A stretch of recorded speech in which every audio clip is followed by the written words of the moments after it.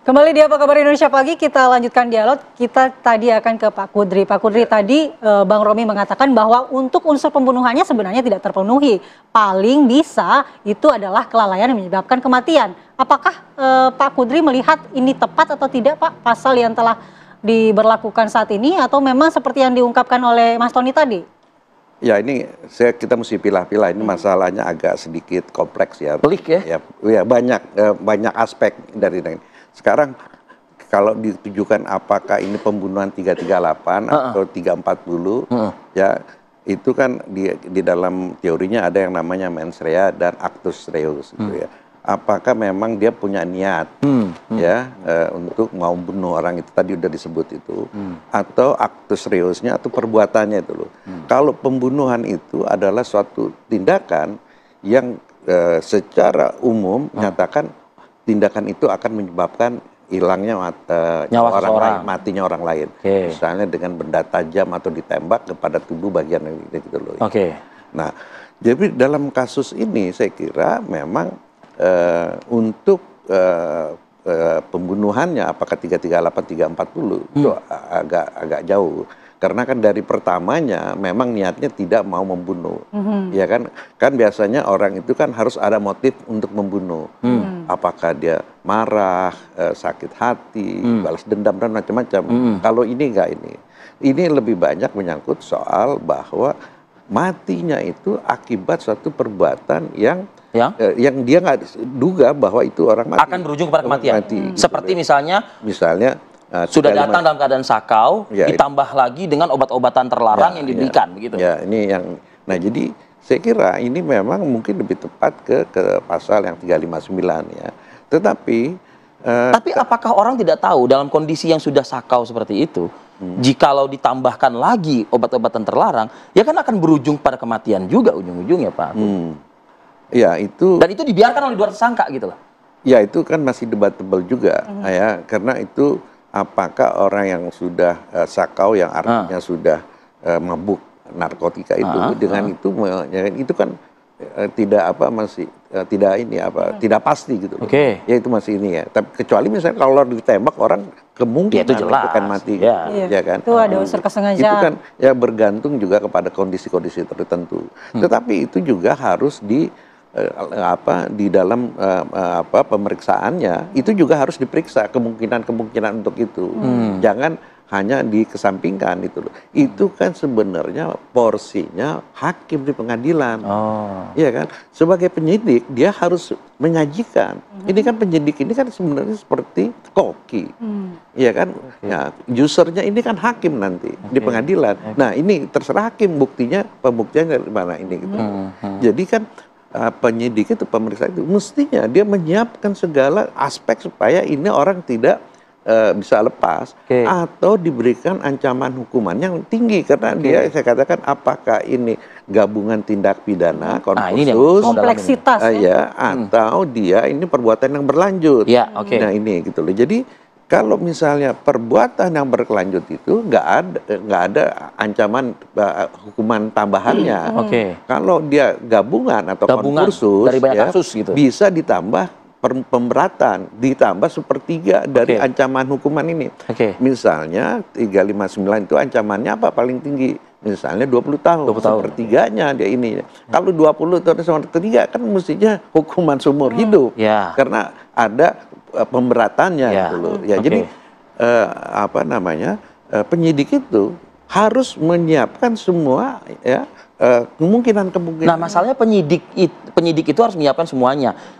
Dari kasus narkobanya, Anda melihat perlu juga nggak ini? Loh iya dong. Ini kan saya bilang.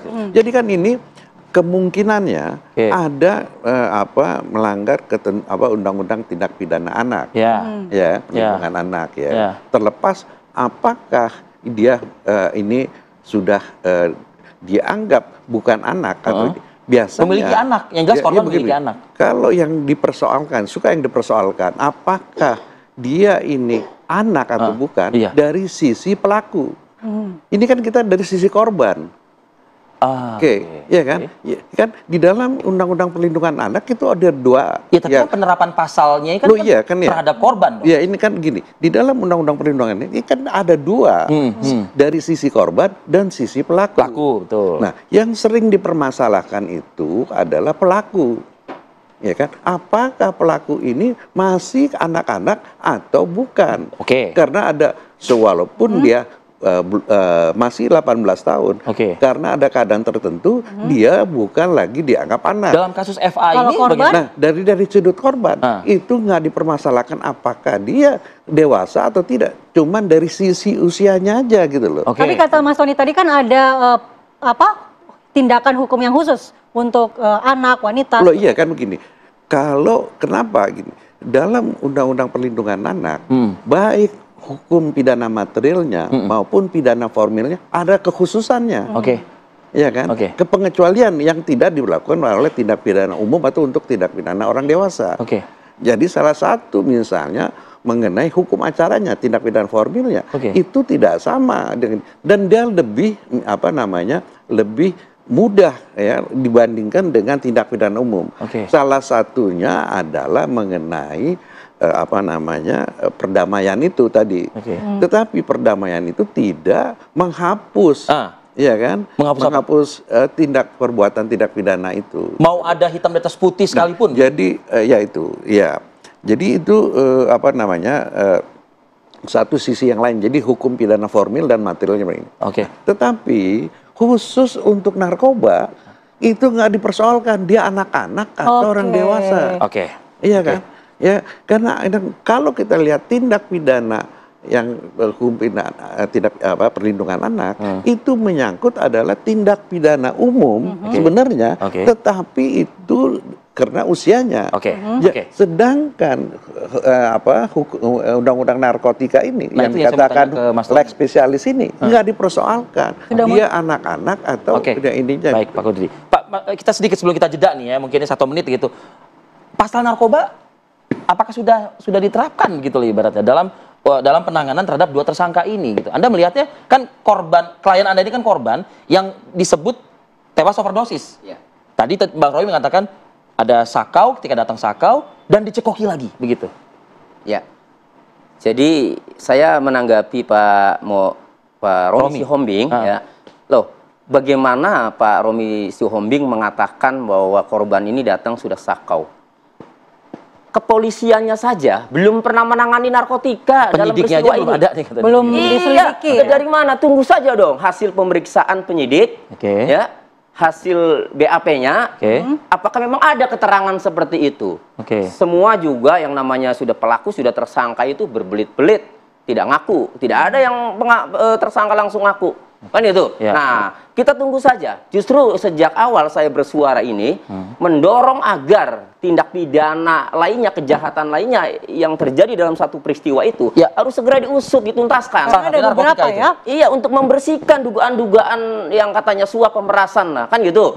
Nah, justru saya ini kalau tidak dituntaskan narkotikanya, justru saya mencurigai belasan miliar uang yang keluar itu, justru saya menduga awalnya untuk menutupi 3 kejahatan.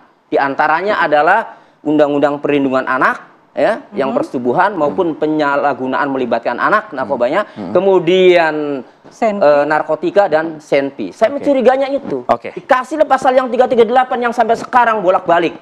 Asal tahu ya, kemarin setelah saya bersuara, ya, itu Polres Metro Jakarta Selatan memanggil lagi klien saya untuk dipanggil ke Polres Metro, masih terkait pembunuhan pasal 338. Artinya tidak ada perkembangan. Jadi kayak udah disetting sengaja nanti di persidangan tidak terbukti 338-nya, yang terbukti 359 KUHP dengan ancamannya paling lama 5 tahun. Kesempatan Bang Romi ditunggu dulu Bang Romi, usai jeda ya, kita langsung ke Anda, kami akan kembali saat lagi.